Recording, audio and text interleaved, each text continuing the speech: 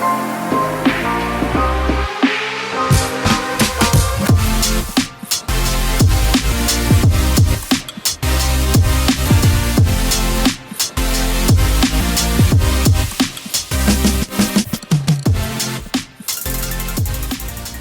ladies and gentlemen, welcome back to another AutoCentral show, SA's #1 motoring podcast. My name is George Mienie, your host, and I have with me, as usual, Wandile Sishi. How's it, Wandi? Not too bad, not too bad. I'm glad we're back together, looking at each other. Mm-hmm. So, you know, well, I get far to stare apart. in your eyes. Yeah, no, of course. Far apart.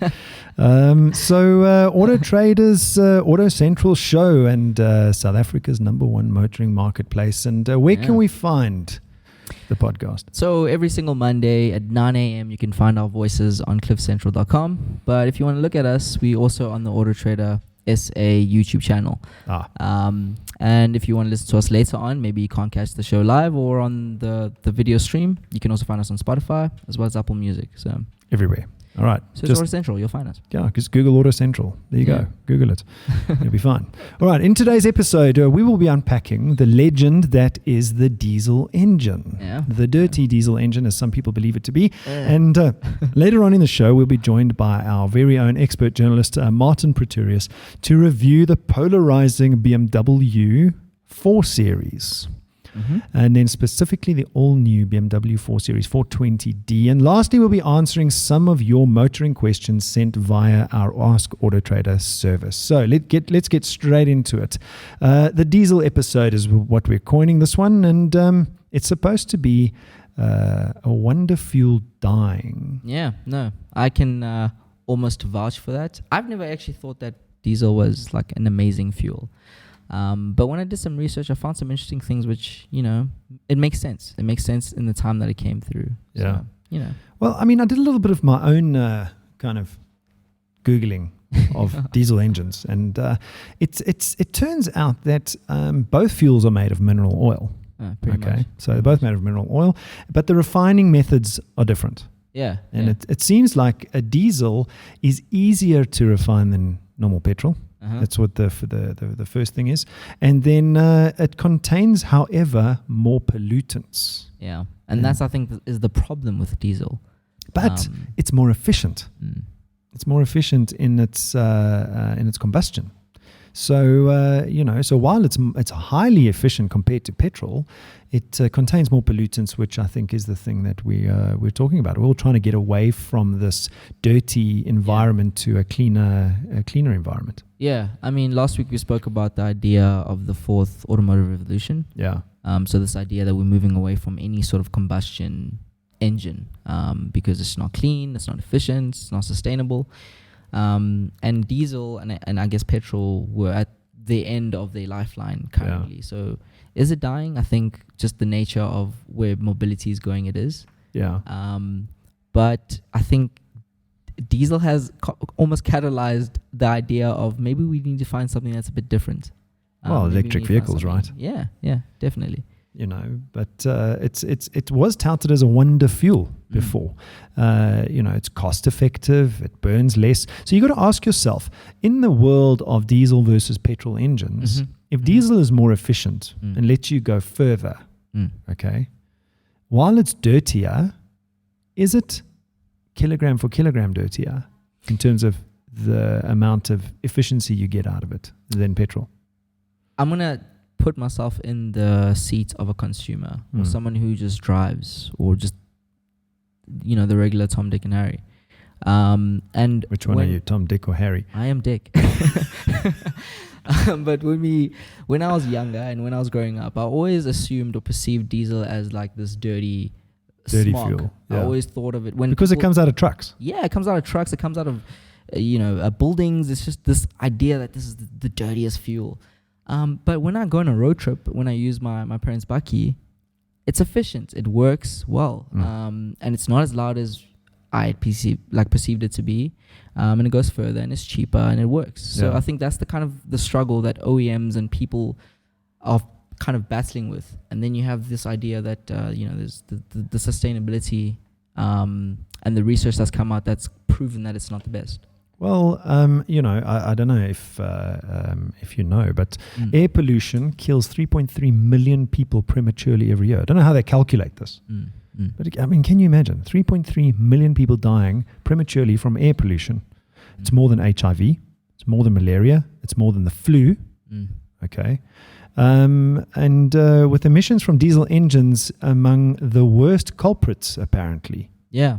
And this was a joint investigation by The Guardian and Greenpeace that showed that hundreds of thousands of school children across England and Wales are being exposed to illegal air toxicity levels in the hands of none other than diesel vehicles. Talking about air pollution, did you read about the sulfur problem we have in Gauteng? I did. Actually, like literally before I came into the studios. In fact, my sister sent me a message saying, hey, just be careful when you're outside, try and filter the air inside the room because, this is ironically the same sort of problem is that you don't see the toxicity. You just get in your car and it drives well. Yeah. But there's things that are literally in the air that you can't see that are not so great for your body. Your health. I mean, like, what the hell? My neighbor has air purifier meter. For lack of a better word. He can measure the purity of the air in his house. Yeah. And he sent me a screenshot this morning. He said to me, the air purification or whatever it is not so great this morning. Yeah. It was on something like 0.7. That was the number on. I don't know what that means in relation to his, what's going on in the world. Yeah. And it tells us that there's something that needs to happen with regards to addressing the issues of diesel. But look, let's be honest. We are transitioning into a world where we only identifying these issues as they're happening. And it currently works. And for a lot of things, or to be fair, there's a lot of pros that come out of using diesel engines. Well, what are the benefits? Well, the first one is that you get great mileage. That's the main. How much great mileage? I mean, like 1 kilometer more? 20 to 30% more than petrol. So based on research, that's kind of what governments as well as OEMs have pushed. 1/3 more. Okay, so that kind of stands to reason that you're using 1/3 more petrol to get the same distance. Exactly. Okay, so you got to ask yourself: is it more than 30% cleaner? If you're burning 30% more petrol, that's the main question, right? Like you have to balance. You have to find a balance between getting distance as well as ensuring that it's clean, or cleaner at least than what we currently have, and that's why it just doesn't work. But I have a little bit of a bias towards petrol. I won't lie. Oh, it's because we all grew up in a world where diesel was dirty. Yeah. But OEMs have kind of changed and identified that. But there's things that happen, such as Dieselgate, which happened in 2015 with VW, when we found out that the exact same people are telling us that diesel's cleaner is not necessarily the case. And I think specifically with VW, they've done a lot to kind of turn that idea around. I think they've learned from their mistakes. And I think they're doing what they can to ensure that what we do have is what they tell us, or it's efficient as what it is, as well as good for our health. It's problematic, but we have to do what we can until we get to a point where EVs are in our hands. Well, diesel delivers better fuel economy. It's more efficient. It's touted as the most efficient energy-dense fuel available today. Do you believe that? That's what the experts say. Yeah. And the thing is, it doesn't require a spark to ignite, whereas petrol requires a spark. So it doesn't have any spark plugs or distributors, and it doesn't need ignition tune-ups on a car. So it's more rugged, which means that it's probably less prone to braking, the diesel engine. And it'll drive for much longer than a petrol engine, apparently. Have you ever driven a diesel engine? I do currently. And what's your from experience, what is your perception? A diesel engine is surprisingly less noisy naturally than a petrol engine. Huh. Okay. So if you think about diesel generators today, they're quieter than petrol generators. Yeah. We just put fancy exhausts on things well, some people put fancy exhausts to make the bloody car louder. The guy that, if you are listening to me and you drive past my house with your loud exhaust, so many, flipping hell, I want to find out who this dude is. He's apparently spent like 5,000 Rand to get his exhaust to snap, crackle, and pop.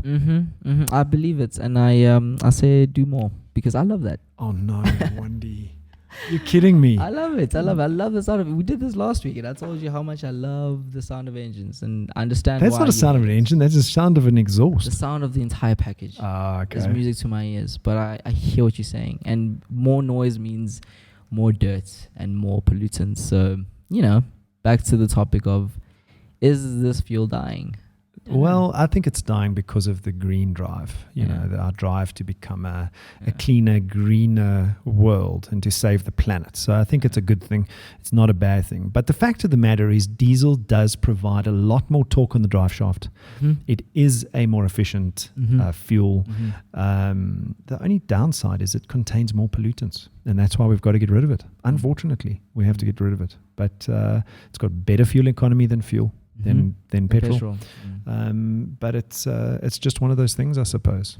Yeah, I think we just at the end of... It doesn't produce the exhaust sounds that Wandie likes. Yeah, and we're talking about the fact that diesel's dying, but petrol's dying as well. I don't think that diesel's worse than petrol. No, I think they're in the same category right now. Exactly. Yeah. There's no way of separating the two and saying that the one's better than the other. There's just the worst of the two evils that you have to decide on. And for a consumer, getting efficiency...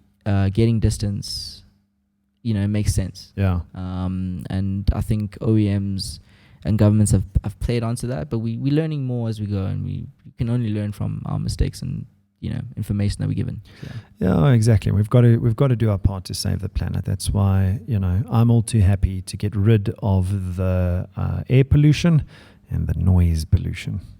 100%. I agree with him. Yeah. I agree with him. So, talking about diesels, BMW is a big diesel manufacturer, right? Yeah. In the past. And, they're also moving to a greener future, so that's no slight on BMW. But the reason I bring up BMW is because, as we mentioned in the beginning, we've got our very own Martin Pretorius, who's going to discuss the BMW 420 diesel. With us, the new 420 diesel with the new Beaver grill. I think the Beaver grill is going to be more of a talking point than anything else. And I hate it because I hate the fact that it's going to be more of a talking point. It is more of a talking point, but I love that car. I think it looks stunning. I've got my opinion on grills. We can talk about it just now. Let's get Martin on board. Martin Pretorius, how are you? Hello, George. Very nice to be back. Yes, very nice to have you back. Nice background there. It's nice and clean. Yeah. I know people with some really nice facilities. Well, no names. It's not, it's who you know, right?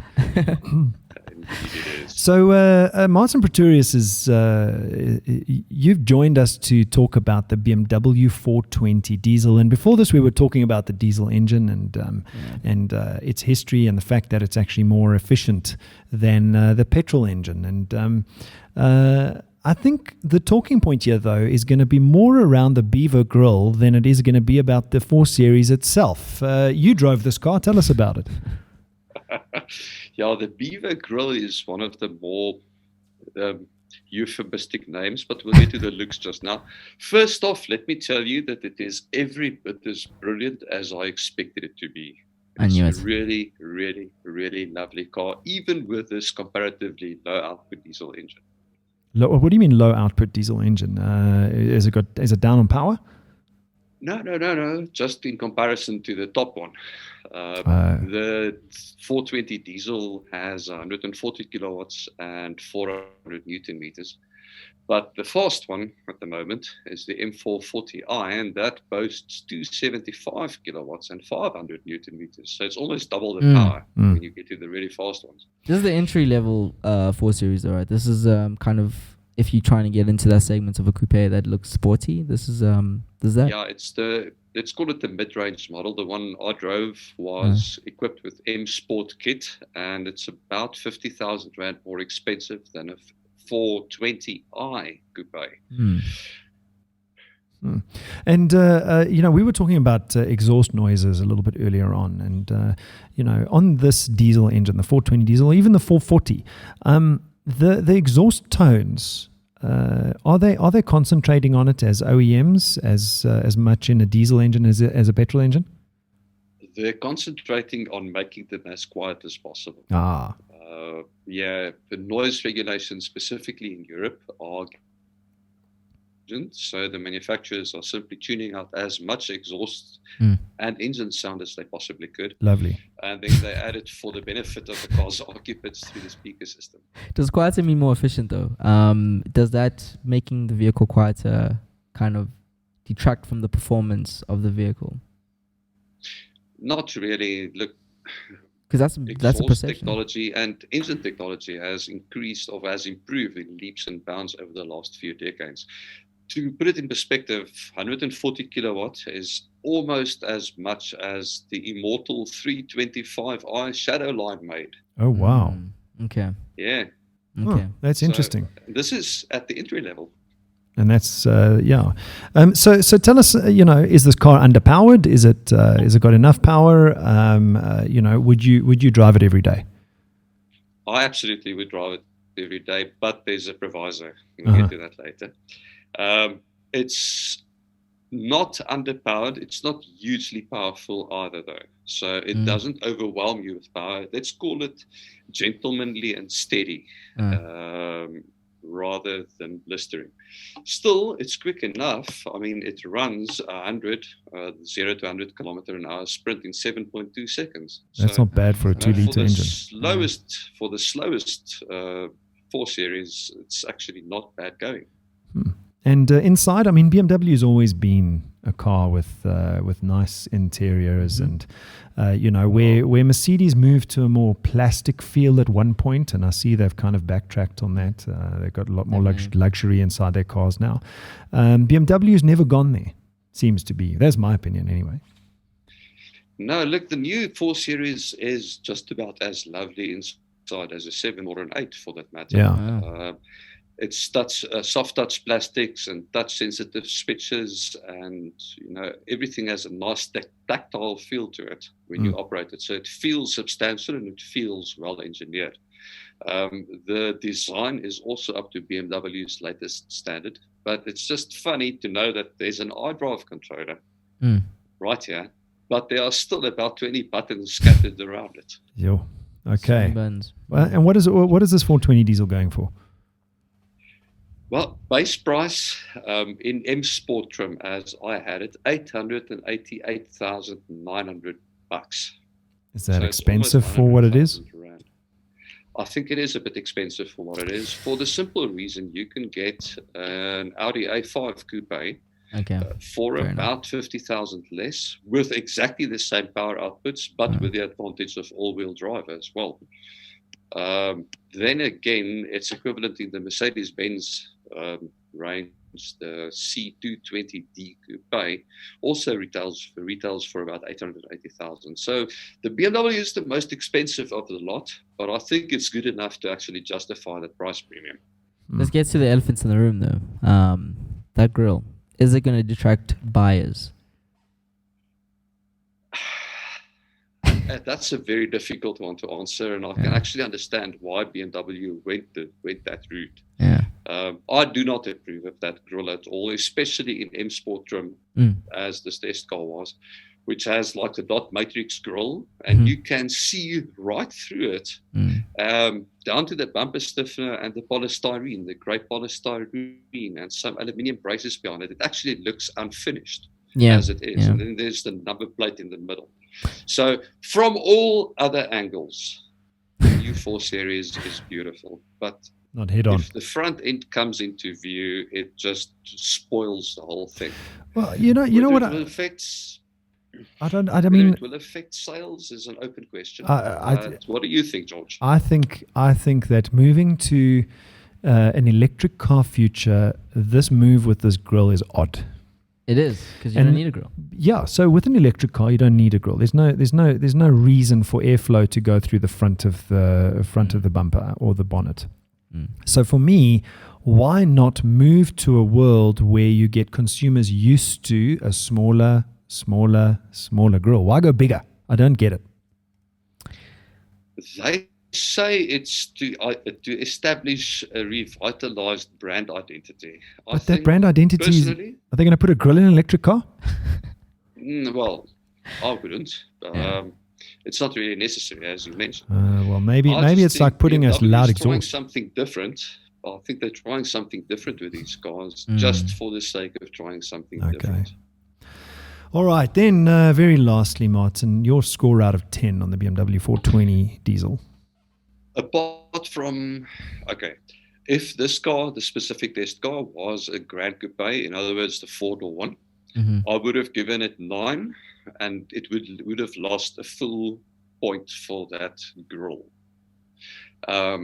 In coupe form, as it is, let's make it an 8.5, because it's prettier than any of the others, but it's also not really practical for my needs.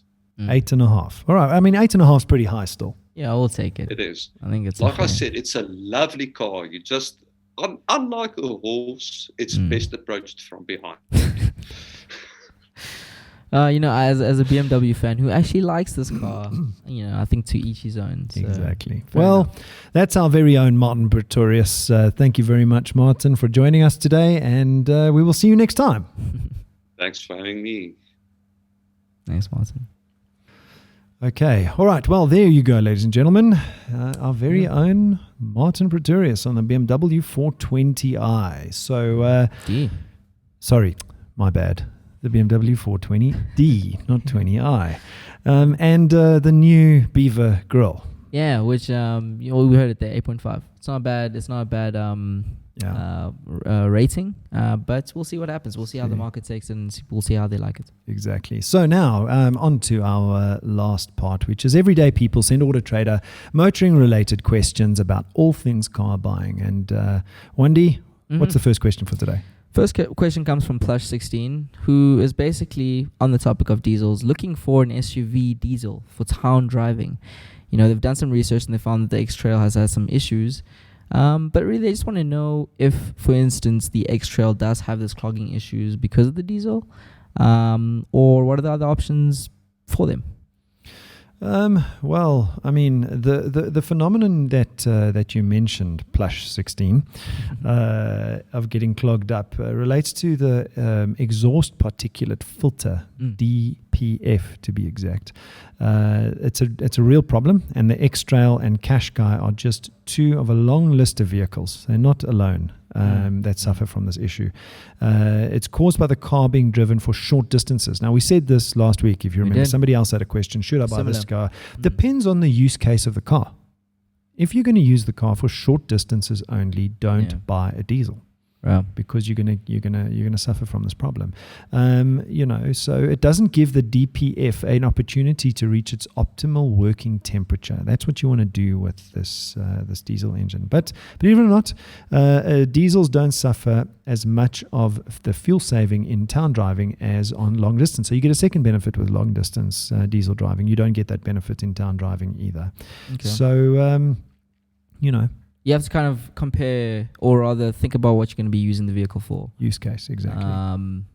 It's just, I don't think there's a direct answer to this. I think it's just depends on how you're going to use it. Exactly. So what's the next question? So the next question comes from Tabo, which is something that I have wondered basically my entire life, which is, what happens if you pour diesel into a petrol engine?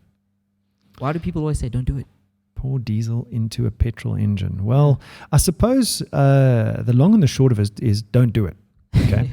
But if you inadvertently do it, like first of all, when you get to the filling station, the nozzle sizes are different. Okay. So quite often you can't put one. I don't know which one's bigger and which one's smaller. Yeah, I have heard the same thing. Yeah, but the nozzle sizes are different. Okay. For petrol and for diesel in terms of the filling station. But if you do inadvertently put petrol into a diesel engine, I'd rather do that than put diesel into a petrol engine. Okay. Is there a reason? No, I lie. The other way around. I'd rather put diesel in a petrol engine than put petrol in a diesel engine. Is there a reason for that? Because if you put diesel into a petrol engine, all you're going to do is dirty the system. Yeah. The diesel is too thick to go through the jets. Yeah. And it clogs up the system, and all you have to do is get that flushed, and your car will operate. Okay, but don't drive it. That's the kind of the main thing. Is as soon as you make that mistake. If you make a mistake, don't drive it. Okay, because you're going to clog up the system. You're going to have to get it cleaned. But if you put it the other way around, so if you put petrol into a diesel engine, I mean, it's not going to ignite anyway because there's no spark. But if a diesel engine does ignite petrol, it's going to be worse. You're going to actually make the engine break because you're going to have an explosion inside there that engine can't deal with. So at the end of the day, just don't do it. Just don't do it. Yeah, exactly. Don't do it. Last question. Last question comes from Nathan, who's asking, buy or fix sump. So this Nathan, I guess, essentially was on a trip and some gravel essentially damaged the vehicle. So they just want to know if they should fix it or just get a replacement for the part that's been damaged. In every scenario, I would get a replacement. If you're stuck out in the middle of nowhere and you need to get the car out of there, and your only option is to have the sump repaired, welded, whatever, do that as an interim fix. Okay, but not long term. Chances are another crack's going to form on the repair. I would rather replace the sump than try and repair it. Fair enough. I think that makes sense. I think for anything really. A replacement's never going to be as good as a fixing's not going to be as good. Fixing's never going to be as good as replacing the entire part. Yeah, exactly. Yeah. And unfortunately, that's all we have time for. So it's been epic. My name is George Mienie, and as usual, Wandile Sishi. See you next time.